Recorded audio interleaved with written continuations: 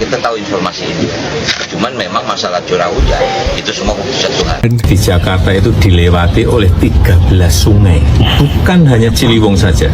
Jumpa kembali teman-teman Garisida. Kali ini kita akan menyimak pernyataan yang sangat luar biasa dari Bapak Jokowi menanggapi permasalahan banjir yang terjadi di DKI Jakarta, dan Bapak Jokowi memberikan upaya solutif terkait permasalahan tersebut. Nah, seharusnya Rano Karno dan Pramono Anung belajar dari Bapak Jokowi. Selain itu, kita juga akan menyimak bagaimana tanggapan netizen melihat pernyataan Rano Karno yang menyebut bahwa banjir itu adalah urusan Tuhan. Nah, ini cukup menjadi pernyataan yang ambigu karena disampaikan oleh Rano Karno yang mana menjadi tanggung jawab pemerintah untuk mencari solusi mengatasi banjir yang terjadi. Nah, terakhir kita akan menyimak bagaimana Kang Deddy Mulyadi, Gubernur DKI Jakarta, melihat permasalahan banjir ini dan mencari solusi terbaik untuk mengatasi masalah tersebut. Bagaimana selengkapnya? Mari kita saksikan bersama-sama berikut ini. Di Jakarta itu dilewati oleh 13 sungai, bukan hanya Ciliwung saja. 13 sungai. Sungai Ciliwung, Sungai Pesanggerahan, Sungai Cipinang, Sungai Mokofat, dan lain-lainnya. 13 sungai. Yang dibuat bendungan ini adalah yang berkaitan dengan sungai yang terbesar, yaitu Sungai Ciliwung. Dibangun di atas, di Kabupaten Bogor, yaitu Waduk Ciawi dan Waduk Sukamahi. Ini waduk kering untuk menahan air. Tapi kalau airnya juga terlalu banyak, ya waduk ini juga nggak akan bisa menampung, sehingga mau tidak mau air harus keluar.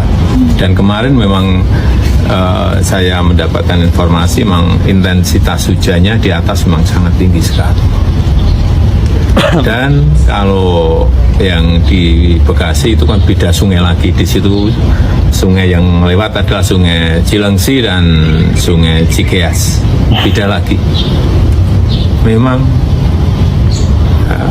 Jakarta dan sekitarnya ini adalah tempat turunnya air dari atas lewat sungai-sungai yang tadi saya sebutkan. Dan saya kira kita sudah membangun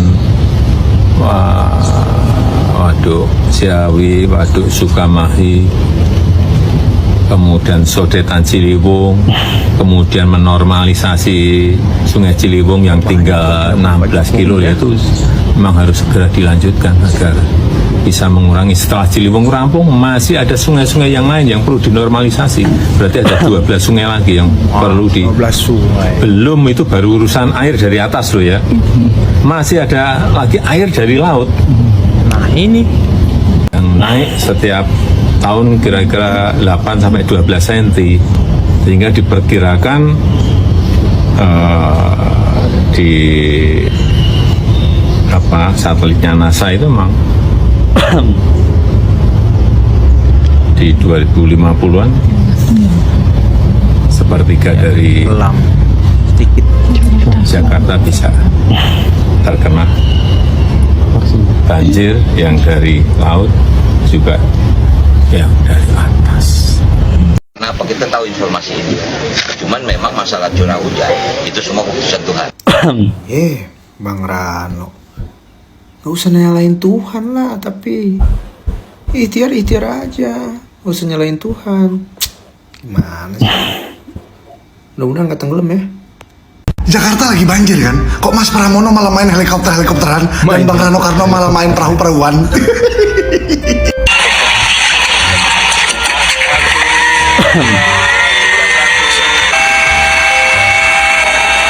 Waduh, mantau banjir ya guys ya.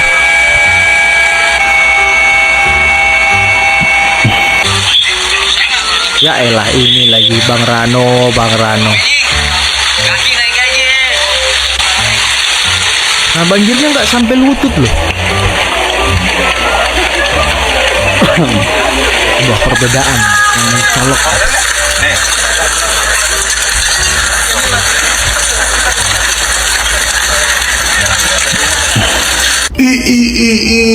Canggih kali mantau banjir pakai helikopter.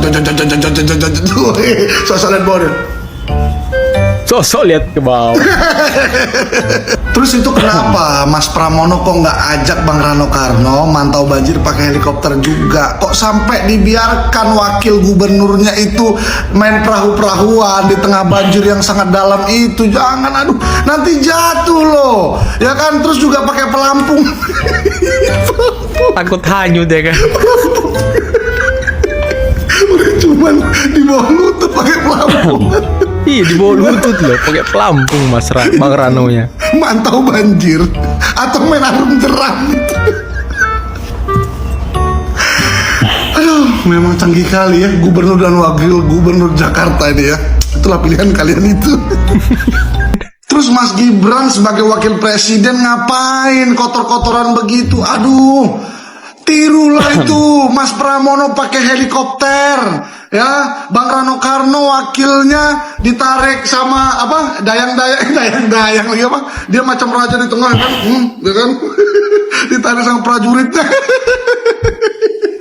Ya, tapi itulah wakil presiden kita Mas Gibran. Kenapa dia langsung turun gunung ke masyarakat? Karena dia ingin langsung merasakan apa yang dirasakan masyarakat. Tapi tetap kita harus tetap positive thinking sama Mas Pram dan Bang Rano Karno. Kenapa mungkin mereka naik helikopter dan naik perahu? Ya mungkin ya mereka takut air atau Fobia kalau air, kena air fobia banjir jadi kurap, gatal-gatal.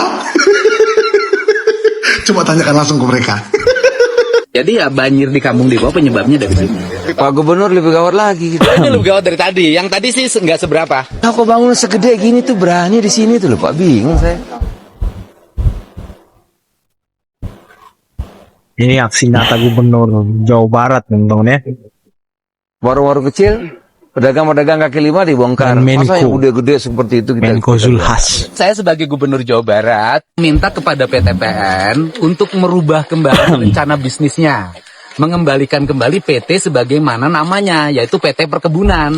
Artinya seluruh kawasan yang dikelola PTPN hari ini semuanya dikembalikan lagi menjadi PTPN karena judulnya PT Perkebunan, bukan PT Sewa Tanah. Dan semoga dengan adanya Pak Menko ini bisa berkoordinasi dengan seluruh BUMN yang berkebun di Jawa Barat. Setelah dapat informasi lengkap, saya menugaskan ini di bawah koordinasi saya, Menteri Lingkungan Hidup untuk menertibkan kawasan-kawasan wisata yang berlomba-lomba membangun besar-besaran.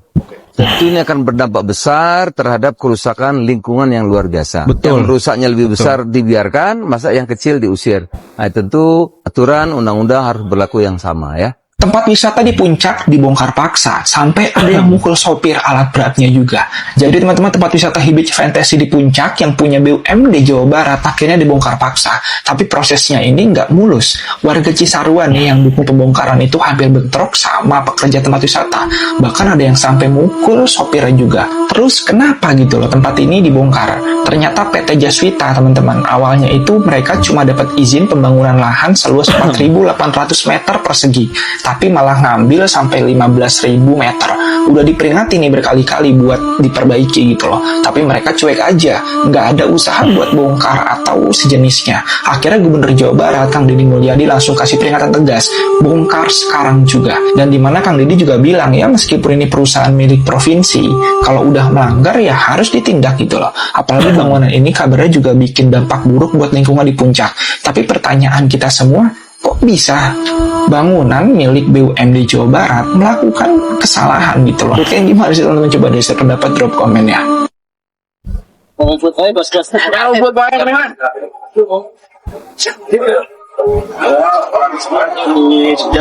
Ya Mas, dari mana Mas? Ini Dari Jaswita mana? saya dari Jaswita sorry Bapak Jaswita itu perusahaan siapa sih? perusahaan Sini. Perusahaan siapa? perusahaan BUMD. Ya BUMD. Harus ngasih contoh nggak kalau BUMD? Kenapa melanggar? Ya bukan, saya tengah senanya kan perusahaan plat merah ya. Milik Pemprov Jabar. Ya kan? Izinnya berapa? Izin saat ini kami Yang diizinkan berapa hektar? yang diizinkan memang awalnya 15.000 hektar Pak.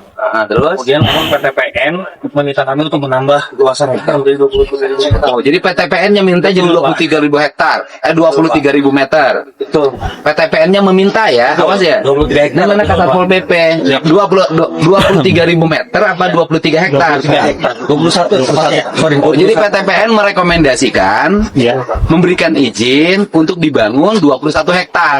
Di KSO bikin regulasi di sini. Iya, artinya KSO-nya 21 hektar. Ini asalnya kebun teh.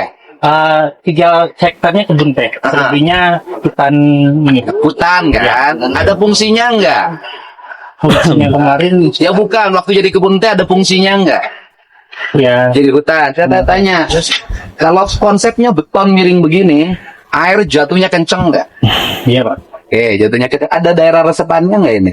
di bawah. Bukan ini. Nggak ada Pak. Enggak ada. Pak Kasatpol sudah kasih surat peringatan enggak ke perusahaan ini? Bogor sudah. Kenapa peringatannya tidak dilaksanakan? Kami sedang kolislen izin Pak, memang kami sudah melakukan rekomendasi yang dilakukan oleh teman-teman Kabupaten Bogor dengan tidak menggunakan gedung tersebut. Pada akhirnya memang kita menyegel Pak gedung-gedung memang tidak terpakai. Waktu itu kan sama teman-teman Enggak, kenapa enggak bongkar sendiri? kemarin peringatannya masih suruh benahin setnya Pak. Dan kita on proses kan. Waktu itu masih diminta revisi setnya. Pernah ada ini enggak pada Kasatpol? Permintaan untuk membongkar? Ada dari Pemda Bogor. Surat peringatannya ada, Bapak bisa lihat ya? Ada. Nah, terus kenapa nggak bongkar? Kemarin masih dapat arahan suruh revisi ini Pak. Yang kasih pengarahan siapa?